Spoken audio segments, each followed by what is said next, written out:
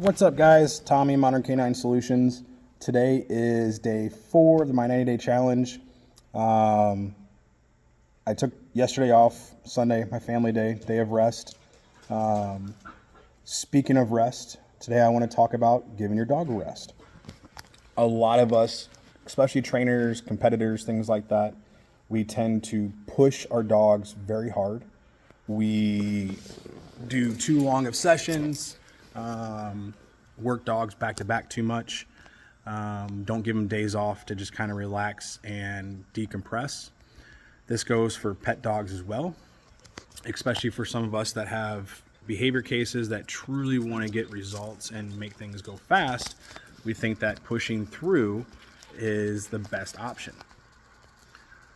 Unfortunately, our dogs need time off as well. Whether that means kennel time to rest, whether that means a day off to process what we've been working on, or just to be a dog and relax. I see this a lot with new trainers with their personal dogs. I see this a lot with pet owners that just get their dogs back from training. Some big things with that is that if we don't give our dog a chance to process the information that we gave them in a training session, then the dog can't build on that session. It ends up becoming a negative. So when we start talking about loading, we have positive loading and negative loading. A great way to understand loading is if I told you in a month we're going to go to Disneyland. As that trip, that time frame got smaller and smaller and closer to the actual event, you're going to get more excited and more excited and more excited. That's awesome. And in training, we can do the same thing. We can leverage that with our dog. The bad side about loading is that if we go too far and we go past the positive into the negative side of loading, then the dog is going to want to not work as hard because the last thing that they remembered was a negative. So rule of thumb is we always want to try to end our session on a positive. Doesn't always happen. That's not real world. If something happens in a training session and it's just time to cut it off and end it, that's okay.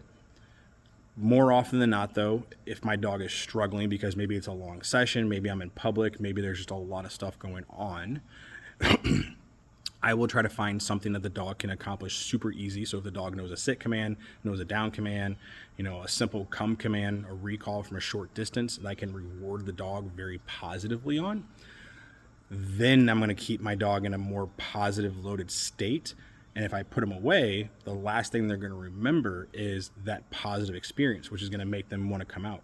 If I do the opposite, maybe I drag my session on too long, my dog is failing, we're not getting anywhere, I get frustrated, my dog gets frustrated, and I put my dog away, then my dog is going to become negatively loaded because the last thing he remembers is that negative experience, working too long, not getting enough rewards, not getting something out of it.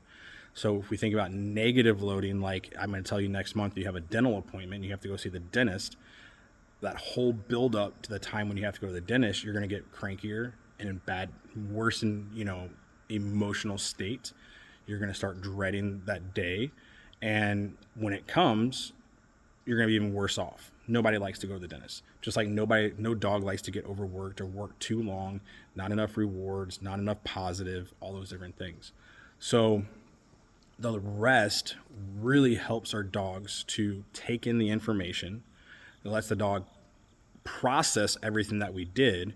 And then if we bring them out in a positive state, then that's going to make the next session even better because my dog is going to go, oh man, last time I just had to put my butt on the ground and I got rewarded for it. And then we were done training. We just got to play. Boom. I'm going to do that again.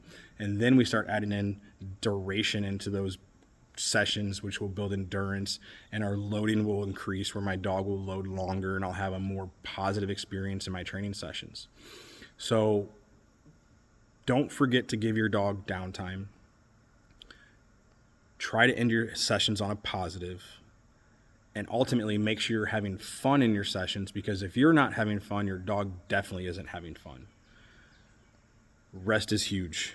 A lot of times, and we see this a lot with the training dogs and our clients and even our training staff, they'll notice that they'll be struggling with something for a while and they'll try to get a bunch of sessions in with it, and the dog's it's just not clicking for the dog.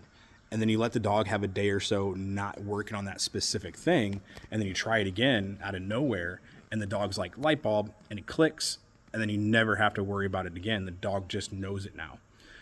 That comes from rest, giving the dog a break from that thing, whether it's tons and tons of sits or tons and tons of downs or whatever you're working on specifically with your dog.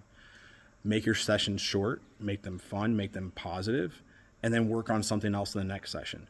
Vary what you're working on so the dog, one, doesn't get bored, you don't get bored, but they're also not negatively loading that next session is, oh man, we're just going to do sits again. Dad's going to make me do a place command for 30 minutes. Oh, I'm going to have to do a long down for duration, in the middle of the shopping center because that's something that we've been working on over and over and over again. Whatever the case you're working on. So rest is huge. Watch your loading.